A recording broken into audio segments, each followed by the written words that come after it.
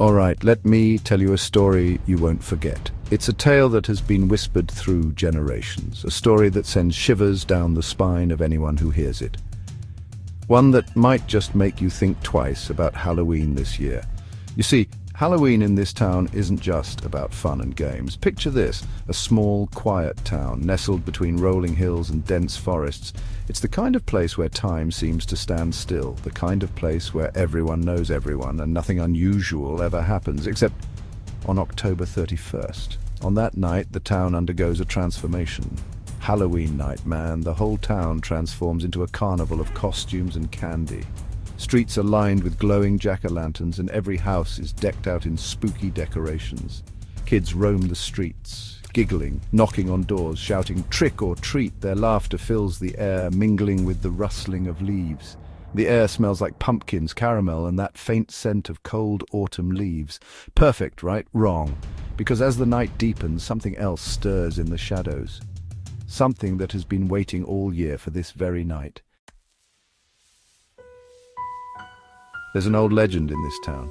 Folks don't talk about it openly, but if you hang around long enough, you hear whispers. A story about a cursed Halloween mask. A mask that doesn't just hide your face. It hides you. So, check this out. There was this girl, Emma, about 16. She was your typical teenager, always looking for something new and exciting to do. Emma had a knack for finding the most unusual things, and she loved a good adventure. She wasn't the type to scare easy, always pulling pranks, rolling her eyes at ghost stories, calling everyone dramatic. Her friends would often challenge her to visit haunted places or watch horror movies, but Emma would just laugh it off. Her thing was finding the most bizarre costume every year. Halloween was her favorite time, not because of the candy or the parties, but because it was her chance to outdo herself with the weirdest, most unique costume. She didn't care about witches or vampires. She wanted unique. She would spend weeks, sometimes months, searching for that one piece that would make her costume stand out.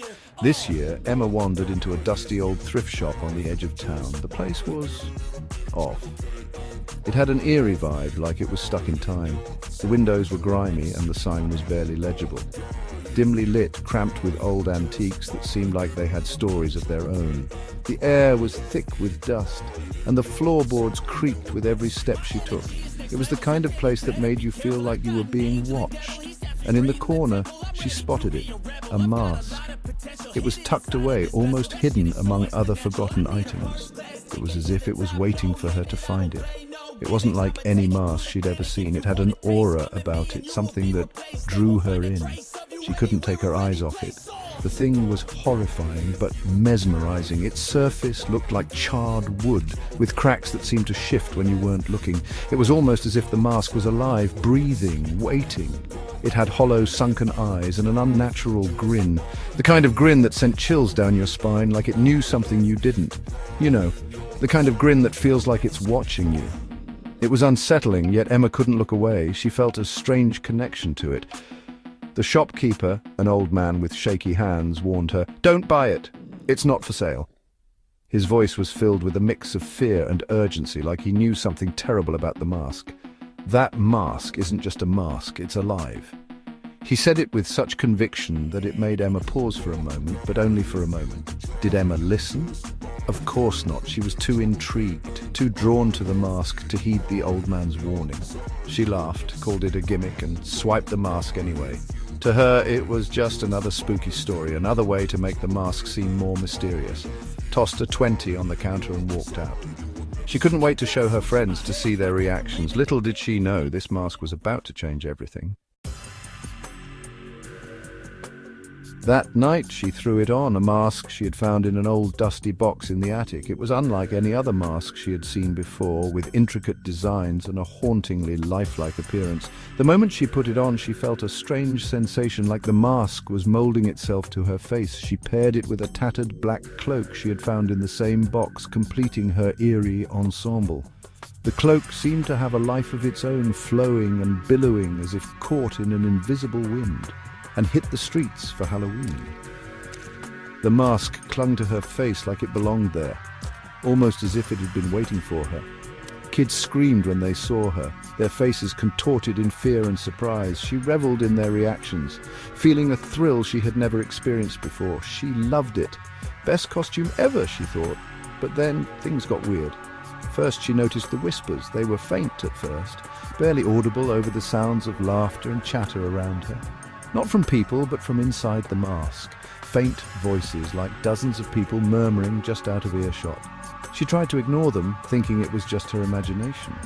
But the whispers grew louder, more insistent, until they were all she could hear. Then her body felt off. Her hands moved, but she didn't feel them. Her voice sounded different, raspier, as if it was coming from someone else. Every time she tried to take off the mask, it wouldn't budge. It was like it had fused with her skin. She panicked, her heart racing as she clawed at the mask, trying to peel it off, but it was no use. Darting between alleyways, pulling at it, scratching at her face, but nothing worked. And then, this is where it gets messed up. She caught her reflection in a store window. The glass was foggy, but she could still make out the horrifying image staring back at her. It wasn't her. Her face, if you could call it that, was gone. The mask had taken over completely, its features now her own, replaced by the mask. Her eyes glowed faintly red, a sinister light that seemed to pierce through the darkness. Her grin stretched unnaturally wide, a grotesque smile that sent shivers down her spine. And then she spoke, or rather, the mask spoke through her, its voice a chilling echo of her own. "Finally free," it said, the words dripping with malice. She didn't understand at first, her mind struggling to process what was happening. But the mask, the cursed thing, it didn't just hide your face, it took you. It erased you like you never existed and wore your life like a costume. Emma was gone, swallowed whole, and the mask, it became her, or she became it. By the next morning, no one remembered Emma, not her parents, not her friends.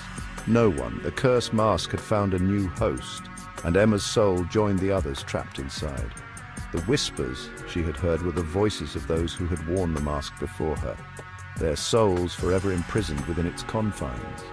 The mask had a history, a dark and twisted past that spanned centuries. Each wearer had been consumed by it, their identities erased, their lives stolen. Emma was just the latest victim in a long line of lost souls. Her parents, her friends, they all went on with their lives, oblivious to the fact that Emma had ever existed.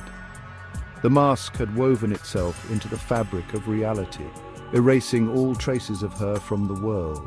And so, the mask waited, biding its time until it found its next victim. Emma's soul, along with countless others, remained trapped inside, their voices a constant haunting whisper. The mask was a prison, and there was no escape. Now, every Halloween, the mask resurfaces, waiting for its next victim. So, next time you see a mask that gives you the chills, maybe think twice before you try it on, because once you do, you might not come back. And hey, if you ever hear faint whispers on Halloween night, run.